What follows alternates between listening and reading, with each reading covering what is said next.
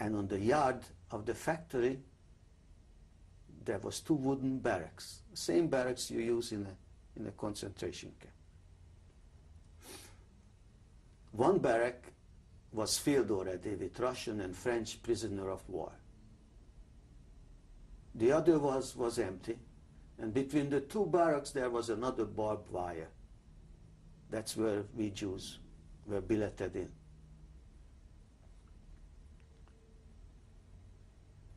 We started to work in this factory.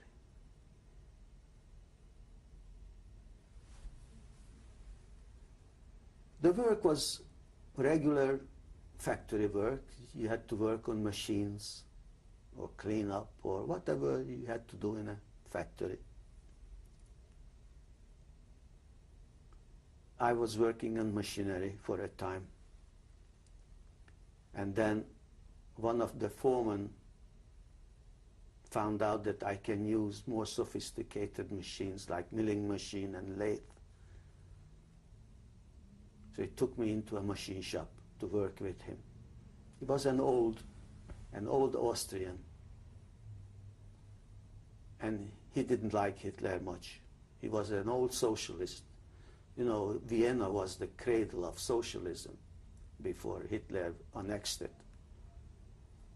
So the older folks were not as Nazis oriented as the younger ones.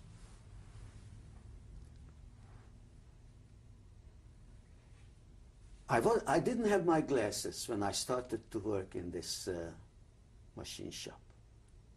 You know, I remember I told you how crowded we were in the cattle car. I couldn't move. Well, during the 3.5, 4 days in that cattle car, somehow my eyeglasses fell off. And I just couldn't bend down to retrieve it.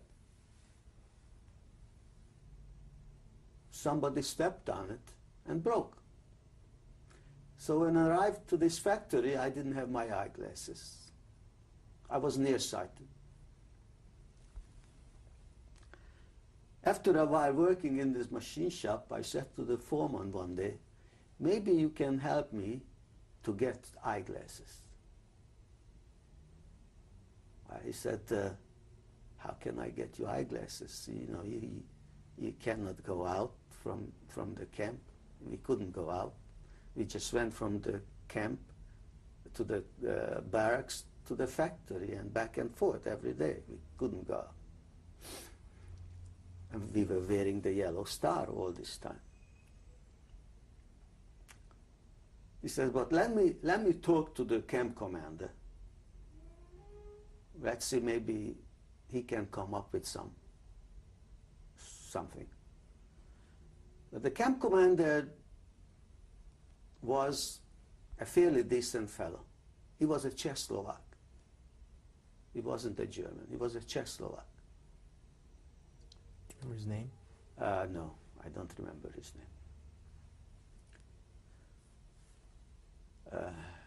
name. I know that he spoke several languages, and he once served in the Foreign Legion, the French Foreign Legion. How he got this job, I don't know. I assume that the company hired him.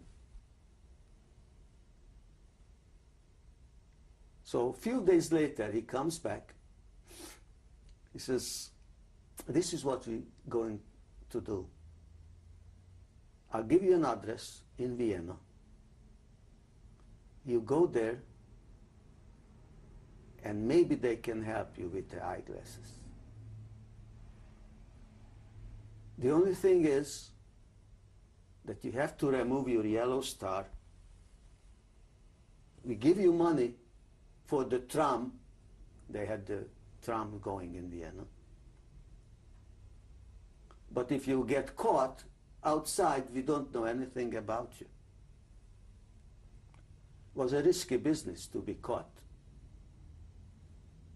without documents, with no yellow star. You know, you are an escapee. And the consequences were very grave. But thinking about it, I took a chance. I went. It turned out to be the old Jewish Allgemeine House, the Jewish center in Vienna. I went in. It was a short, stocky man, came to receive me.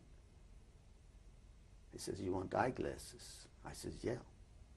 Well, he was very surprised to see me.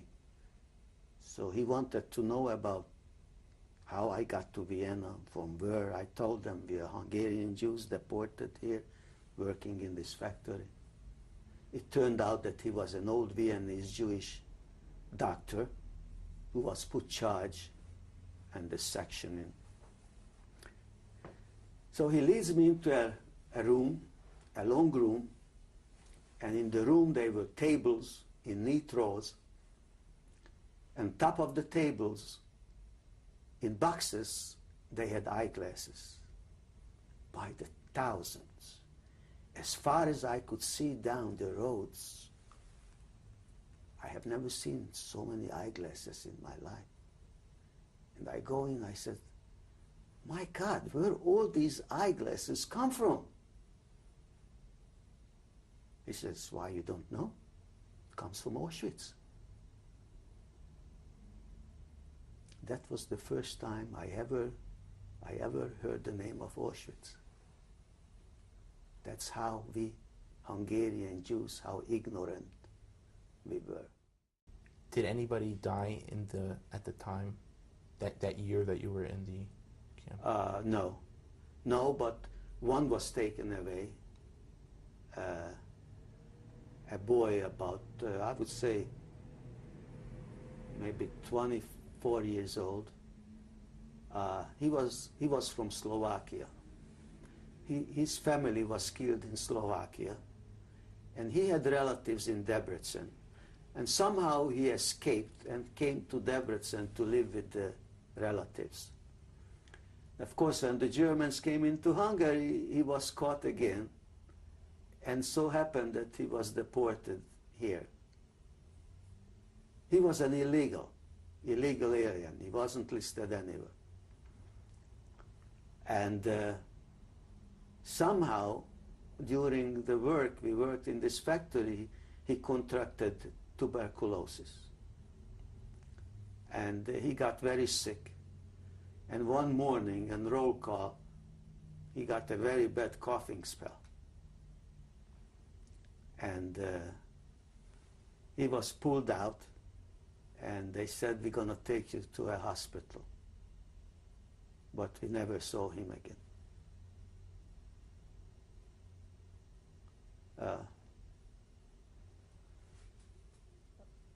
Another instance, it was a Sunday. The Austrians were not working in the factory, so we were doing cleanup job on Sunday when nobody was in the factory. And I was sweeping the yard of the factory. And next to the yard there was an apartment house. About 5-6 stories apartment house. And as I was cleaning, it was a quiet Sunday, I heard something behind me fall. I look back and I see a brown paper bag. So I went there, I picked up the paper bag, I look inside and I see a sandwich. So I looked up where the bag came from, and I saw on the 3rd floor or 4th floor an elderly woman in the window, and she is motioning to me. Then I found a note in the bag saying that if I can, come upstairs. Well, not in that Sunday, but the following Sunday sometimes, I sneaked out from the camp, went around the corner, and I went upstairs. Here was that old woman. So she invites me in the apartment. She gives me food, freshly cooked food on the table. I eat. And she wanted to know who I am, where I come from. And then I see on top of a table a young German with a photograph in a German uniform. So I started to be very uncomfortable. So she saw me looking at the picture, the photograph, and she tells me, that's my son. And she says, he disappeared on the Russian front.